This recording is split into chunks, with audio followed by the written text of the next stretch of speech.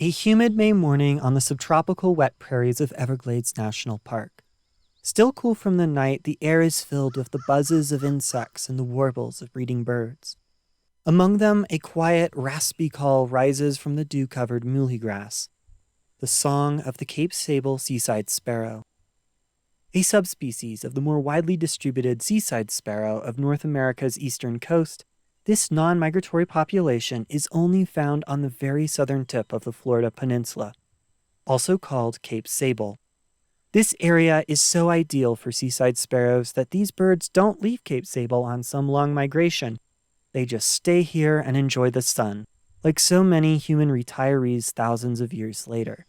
As they have a restricted range and require very specific habitat conditions to really thrive, which are easily disrupted by human management and impacts on the variation in water levels, these sparrows are a federally listed endangered species, and there are ongoing in situ conservation efforts to prevent their extinction. Cape Sable seaside sparrows, though, were not the only sparrows coaxed to forego treacherous migrations north and south each season, and like to permanently inhabit ecosystems that are very vulnerable to human activity.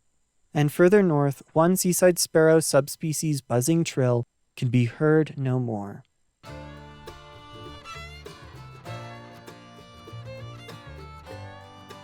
On the Atlantic coast of Florida is a paradise for wildlife, a vast barrier island, though really a peninsula, Merritt Island. A landscape of various ecosystems from sheltered lagoons and rivers home to manatees, wetlands where alligators lurk, to hardwood forests that are the ideal place for migratory birds to nest and rest before continuing on. In the extensive salt marshes of the area, along the St. Johns River, Marrit Island proper, and connected landmasses such as Cape Canaveral, a population of seaside sparrows decided to stay a while, and isolated for some 500 to 250,000 years, they developed different songs and plumage. The Dusky Seaside Sparrow. Like the Cape Sable seaside sparrow, they had very particular habitat needs, feeding and nesting just a few inches above the ground in marsh dominated by cordgrass, which can only grow in areas not too wet, but also not too dry. This sounds like something I read a long time ago. The bird was first noticed by Western science in 1872 with a more insect-like song than that of the Cape Sable subspecies, and beginning with a buzz rather than a few discrete clicks. The Dusky Seaside Sparrow lived mostly in peace, except for the occasional hurricane or fire, which maintained their habitat. However, across the Indian River from Marrit Island sat the small town of Titusville. It had been there since before the Dusky Seaside Sparrow was even described, and probably would have stayed tiny if it weren't for the US government installing a missile test facility on Cape Canaveral in 1950, which resulted in an economic boom in the area, causing Titusville to expand. Due to being pretty far south and having the ocean to the east, the Cape is pretty ideal to try and get a rocket into space, taking advantage of the Earth's rotation to give a rocket an extra boost, and the ocean in case something goes wrong and the rocket falls back to Earth. You know, it splashes down instead of landing on a hospital or someone's house. With all the people moving to the area, they began complaining about one specific resident of the salt marshes that lived alongside the Dusky Seaside Sparrow: the salt marsh mosquito. These little bloodsuckers annoyed all the military personnel, so they began spraying good old dichlorodiphenyl trichloroethane, you know, DDT, all over the area. This reduced the mosquitoes, but also killed all the other insects of the salt marsh, which were the primary food of the sparrows. So, the sparrows starved. Then, in 1956, impoundments were made to control water levels in another attempt to reduce the mosquitoes, which, as they shared the same habitat as the sparrows, meant the sparrows lost their habitat. Then, in 1957, something far away would cause everything to get worse. High above the Earth's surface, there was a little metal object sending radio signals down to Earth. The Soviet Union had beaten the US at getting the first artificial satellite into orbit. With the United States thoroughly embarrassed by their Cold War adversary, they ramped up the space program and founded the National Aeronautics and Space Administration and tasked them with catching the US up. The space race was on. NASA started with getting a person into orbit and began building up the Cape for launching bigger rockets. In 1961, the Soviets again beat the US and got the first person into space, and the president of the US at the time, JFK, did the whole "let's go to the moon" speech. And a few months later, John Glenn was sent into orbit from the Cape as part of Project Mercury. After a few more such missions, the US of A wanted to go bigger. But there was still a problem. The apparent real enemies in the space race, those pesky mosquitoes, were still annoying the top brass. So, in 1963, they flooded all of the salt marshes in an attempt to wipe out the mosquitoes for good, destroying basically all the remaining critical habitat of the Dusky Seaside Sparrows, and the declining population collapsed. Anyway, a few years later, Apollo 8 launched. They went to the moon, got this nice photo, which was influential in the coming environmental movement, all built on the blood of the Dusky Seaside Sparrow. Anyway, with that, somehow things still got worse. The Merritt Island birds were basically gone, but some birds still existed along the St. Johns River. They, however, had the unfortunate luck of being on a marsh right between the Cape and Florida's biggest tourist attraction, Walt Disney World. So of course, the tourism department of Florida wanted a nice highway connecting Disney to the Cape, so Americans could go, I guess, see rocket launches? Anyway, this meant more salt marsh destruction. With the Dusky Seaside Sparrow population in freefall, finally the environmental movement of the 70s started gaining traction. DDT was banned, areas around Marrit Island were restored to more normal water flow, but it was too late. The last female sparrows were seen in 1975, just before a fire ravaged the area they inhabited. And by 1980, there were only 6 males left. Someone finally had the bright idea to capture the last birds for a captive breeding program, and never again would a live Dusky Seaside Sparrow return to their salt marsh by the sea. Today, only the taxidermied remains of one bird in a small case at the Merritt Island National Wildlife Refuge's Visitor Center can be found in the place these birds once called home. The loss of that insect-like trill replaced by the mighty sound of Elon Musk's ego. Though seeing the Falcon 9 cause a space jellyfish was really cool. Though watching Don't Look Up just before seeing a strange phenomena in the upper atmosphere can put you on edge. What the conservationists were thinking when they decided to try and start a captive breeding program with this all-male population of 5 birds they managed to capture is anyone's guess. But they had a plan. Maybe they could save some of the Dusky Seaside Sparrow's unique DNA and traits if they bred them with females from a different population of non-migratory seaside sparrows from the Gulf Coast of Florida. Then they would back-cross the offspring with the last males and eventually have birds that were like 90% Dusky Seaside Sparrow, and very inbred. But it was something. They started breeding the birds, and then they got the call. The Department of the Interior would not be spending money on this hybrid sparrow thing, as the Endangered Species Act the money had been coming from did not protect hybrids. So that was it. The Dusky Seaside Sparrow would just have to wait for extinction to come. Well, not quite. Another group had the money and the facility to continue the work and make a population of mostly Dusky Seaside Sparrows. Disney. Maybe they felt bad about the whole Florida destroying the last decent habitat for the bird to build a highway between the parks and the Kennedy Space Center. Anyway, time was not on the project's side, as only 4 of the birds were still alive and able to make it to their new home, an off-exhibit area on this unassuming forested island in the middle of Bay Lake on Disney property, which at the time was their first foray into running a zoological park, an attraction known as Discovery Island.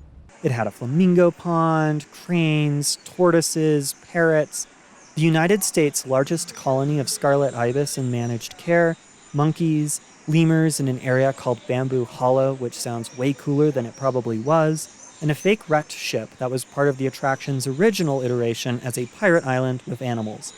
Because Disney likes to concoct some fake reality around everything in their resorts. I mean, that is sort of the selling point and why there are so many Disney YouTubers. Anyway, yeah, it was too late. The last Dusky Seaside Sparrows were really old and began to die off, until there was but one, an endling, blind in one eye and sporting an orange color band. Probably more than 12 years old, this guy was pretty ancient for a sparrow, and on a June morning in 1987, he was found dead in his food dish. That was it. The Dusky Seaside Sparrow was no more. This is the part I tell you I've been working in lines from a song I discovered about the extinction of the Dusky Seaside Sparrow by folk musician Ken Skeens this whole time. Anyway, despite orange being gone, Disney still had the fruits of the hybrid program. 5 hybrids. What became of them seems to be a mystery. I know in the past I read somewhere a few escaped in a storm in a much less exciting version of Jurassic Park, but I cannot find anything to substantiate those claims. Anyway, some of Orange's organs and tissues were cryogenically frozen for later cloning, probably put next to Walt's head. Sorry, I couldn't resist referencing that, it basically wrote itself. So yeah, that is the story of how we failed to save the Dusky Seaside Sparrow. Anyway, at least in 1995, some scientists looked back at the program using the breeding of fox sparrows as a model and found some merit to the whole hybrid sparrow plan, which I guess is nice to know for other endangered sparrow subspecies in the future, maybe? I don't want to end the video here though. It's kinda too sad right now with the death of Orange, and also I feel the extinction of the Dusky Seaside Sparrow is something to reflect on, as it was a failure. Maybe if things were different, if the captive breeding program began earlier, or the highway detoured around the critical habitat, Dusky Seaside Sparrows would still exist. But they don't. So in the spirit of reflecting on the failure, I want to break up the remaining runtime into 3 sections discussing the shadow the sparrow's extinction cast, and maybe see if conservation has learned from the past. First, at the old haunt of the Dusky Seaside Sparrow, Merritt Island National Wildlife Refuge, home to great flocks of waterbirds and even a few endangered species. I then want to explore the Disney Company's continued involvement with conservation and evolution of their zoological collection on Discovery Island into a full-blown theme park. And finally, I want to track down another non-migratory sparrow that is among the rarest birds in North America today, the Florida Grasshopper Sparrow, and compare the conservation efforts to hopefully highlight lessons learned.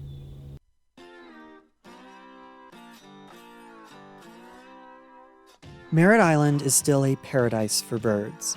The wetlands and woodlands of Merritt Island National Wildlife Refuge and Cape Canaveral National Seashore are ideal for a diverse bird community of migratory and non-migratory species. Merritt Island National Wildlife Refuge was created in 1963 from an area NASA didn't need for the rocket launching facility.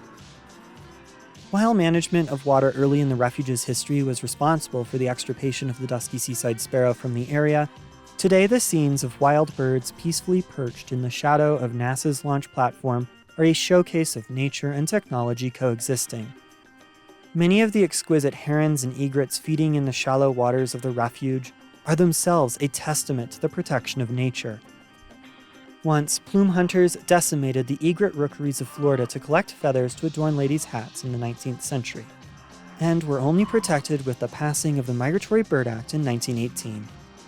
While these protected habitats were unable to be restored in time to save the Dusky Seaside Sparrow, today they are again an important habitat for another rare species, the Florida scrub jay, a bird that has been isolated in Florida from scrub jays in western North America for some 2 million years.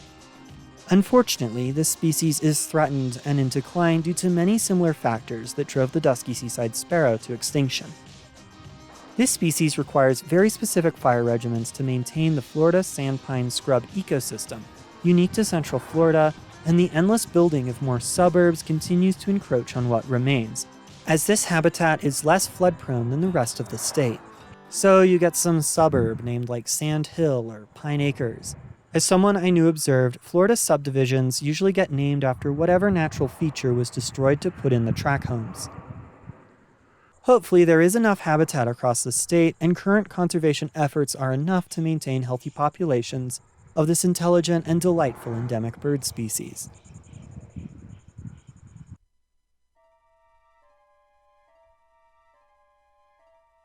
Just a few years after the death of Orange, the Walt Disney World Resort began to plan something bigger and more impressive than the tiny zoological collection on Discovery Island.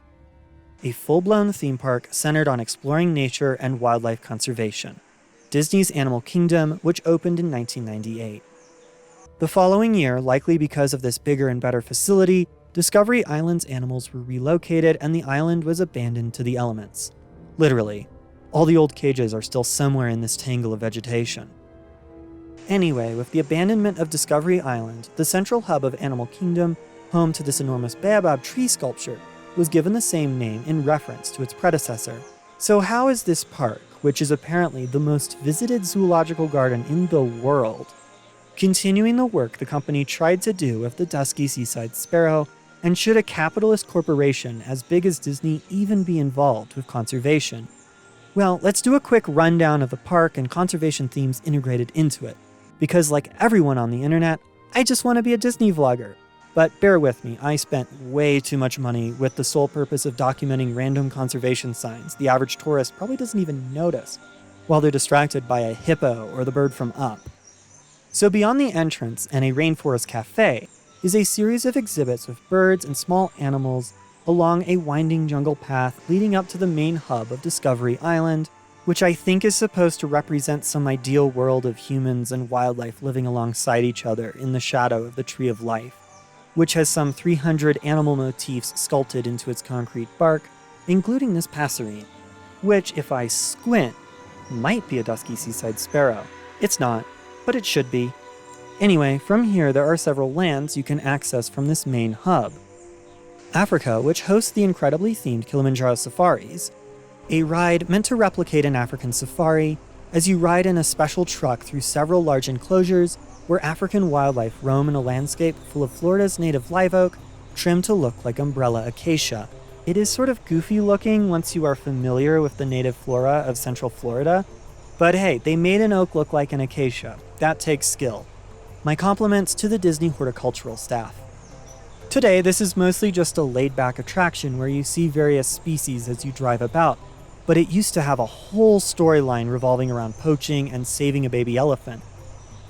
All of which, besides the old poaching camp in the woods, having been removed some time ago, and just a few signs in the queue hinting at this past element.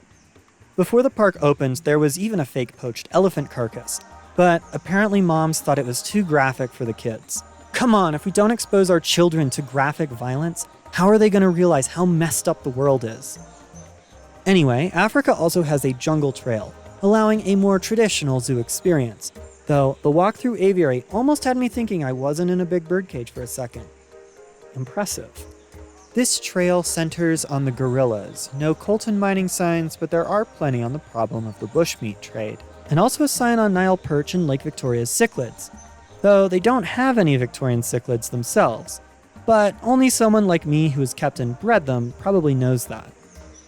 Through a train, Africa is connected to Rafiki's Planet Watch, which has a conservation station and a petting zoo way in the back. Next to the African area is the Asian area, which is very much a hodgepodge of different Southeast Asian influences. The primary animal exhibits are along the Maharaja Jungle Trek, which is home to a variety of Asian wildlife like Komodo dragons, giant fruit bats, tigers, water buffalo, various primates, and a diverse collection of birds. There are also two theme park attractions here, both having elements based on habitat loss and human encroachment. Kali River Rapids simulates a jungle river that drenches you as you go through an area of illegal logging. It is like spraying someone with water or slapping them to break a bad habit. Don't you ever think about illegally deforesting a jungle. Naughty, naughty. There is also a Mount Everest-themed roller coaster where you board a Trans-Himalayan railway, which has encroached on the habitat of the Yeti, which is the guardian of the high mountain peak, and so attacks the encroaching train with the guests. Do I like they have a fake Yeti museum leading up to the ride? Yes, I'm a sucker for cryptids. The other two themed areas of Animal Kingdom are a little less conventional for a zoo. Dinoland USA is a dinosaur-themed area, and though it does have animals related to those of the Cretaceous on exhibit, this area is more centered around digging for fossil bones and exploring our relationship with extinct species, with tons of extinction puns on signs. The main attraction here is a dark ride where you go back in time to save a dinosaur from moments before the asteroid that ended the Mesozoic hits.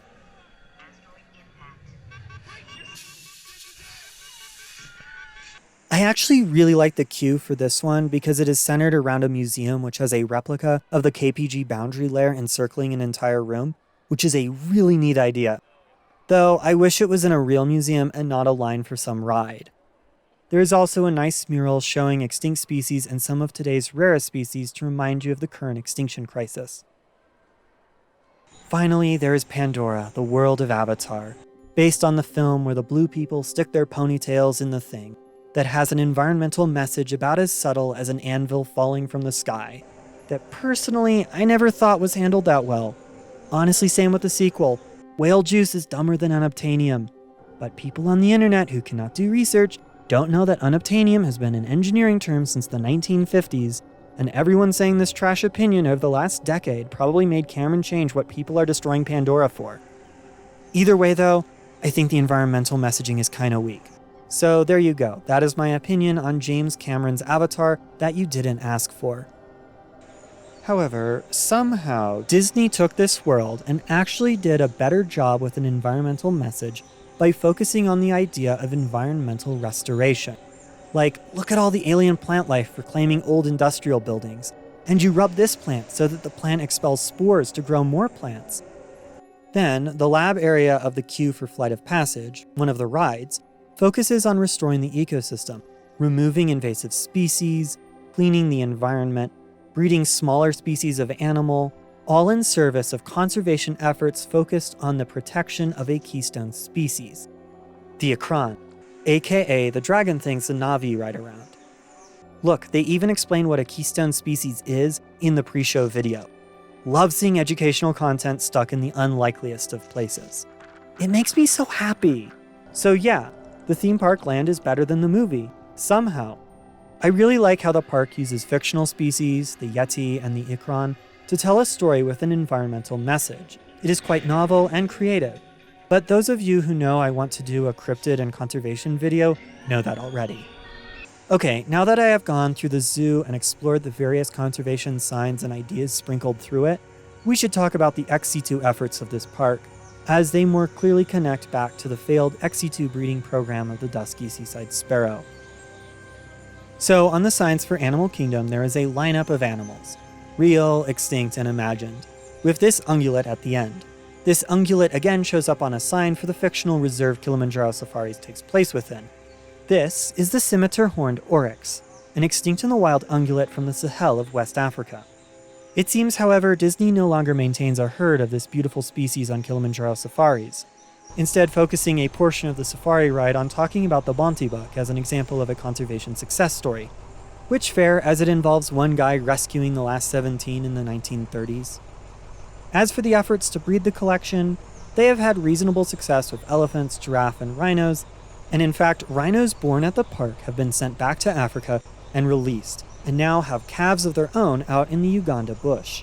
So yeah, Disney has actually contributed to conservation and returning animals to the wild, and they do support in situ conservation around the world.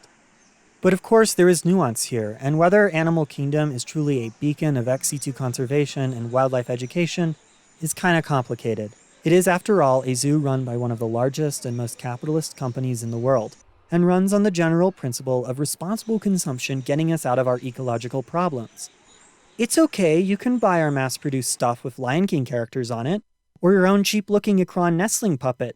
It isn't like someone found a balloon with Frozen characters at the bottom of the Mariana Trench. Oh wait, that happened. You can never really escape that this is Disney's Animal Kingdom, with cartoon characters wandering about, very Disney merchandise everywhere, and very much its own hyper-reality, like the rest of the Disney parks. Hyper-reality being the concept in which what is real and what is fictional is blended together as to make them indistinguishable. Obviously, most people understand the centerpiece of the park, the Tree of Life, is not even alive. It is nothing more than an upside-down oil rig covered in concrete and given plastic leaves. Though I guess it seems to have been a repurposed rig, so recycling? However, Kilimanjaro Safaris uses real animals and looks a lot like a safari.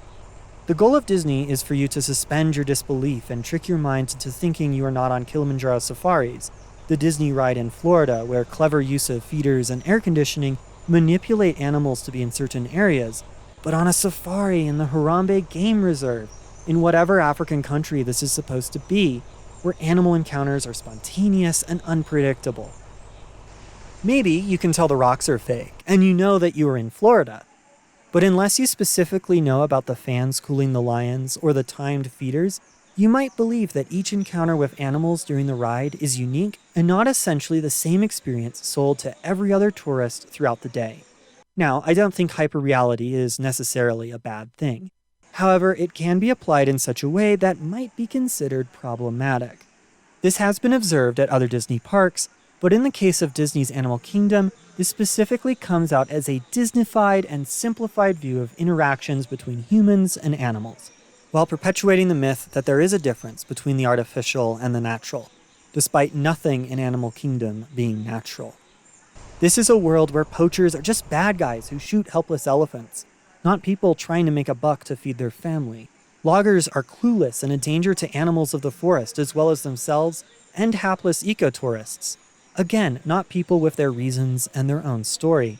Alpha Centauri Expeditions is an ecotourism company whisking people to the bioluminescent forests of Pandora, with no impact on the area's ecology or native cultures, despite ecotourism having impacts on those things. Just trust us, the Na'vi are cool with their culture being appropriated and tourists going on their sacred rite of passage. You are buying a very specific artificial experience to consume with your entrance ticket to enter a hyper-real natural world, one with guaranteed animal sightings and simple solutions to complex issues. Buy our drinks, just recycle the plastic cup, that will solve climate change. All of this, while this whole tropical paradise attempting to recreate the landscapes and ecosystems of Africa, Asia, the Cretaceous, and a distant forest moon, is built on land that was once natural Florida habitat, which had to be bulldozed and remade into an entirely artificial wilderness, displacing or killing countless native residents of Florida, like the gopher tortoise. Disney did help fund the Disney Wilderness Preserve operated by the Nature Conservancy, maybe to offset the destruction all the parks and resorts have had on Floridian ecosystems. But is that enough to offset the ecological impacts of a giant resort? There are definitely people in the Disney Company who are passionate about conservation and want to use something like Animal Kingdom as a platform for good. But the issue is, when a company is as massive as Disney, it is hard for a truly honest conservation message to shine through.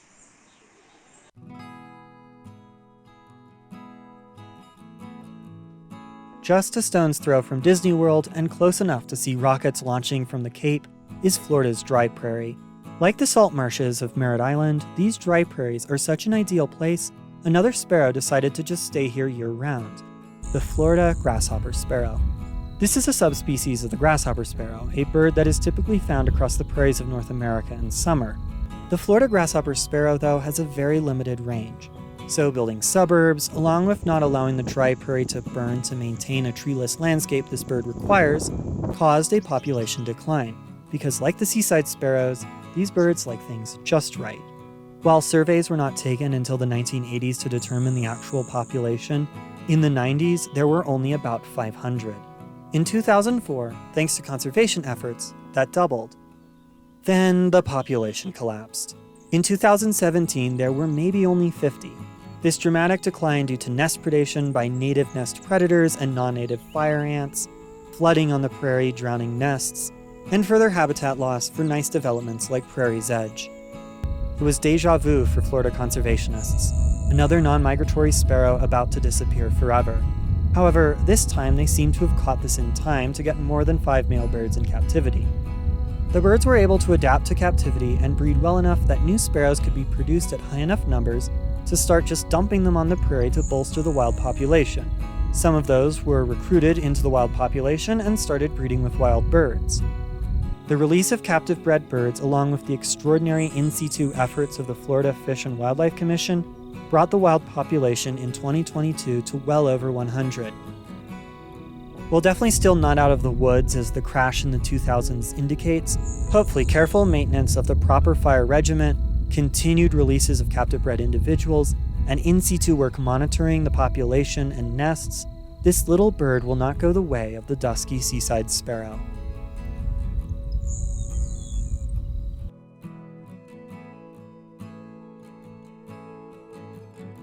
Thank you so much for watching this short documentary on the failure to save the Dusky Seaside Sparrow. I hope, like me, you found the story something to reflect on in this age of biodiversity loss and conservation efforts. Also, I hope you didn't tune out when this became a Disney Park channel for a few minutes as I explored and critiqued Disney's Animal Kingdom, but I felt it does at least somewhat pertain to the story as being where the last group who tried to save the Dusky Seaside Sparrow took their conservation efforts after the last bird died in their care. Anyway, if you liked this video, why not give it a like? Comment your thoughts on this story, or Disney's Animal Kingdom if you want. This video acts as a sort of sequel to my previous story about the extinction of Monteverde's golden toad. So yeah, if this video was your thing, you should check that video out.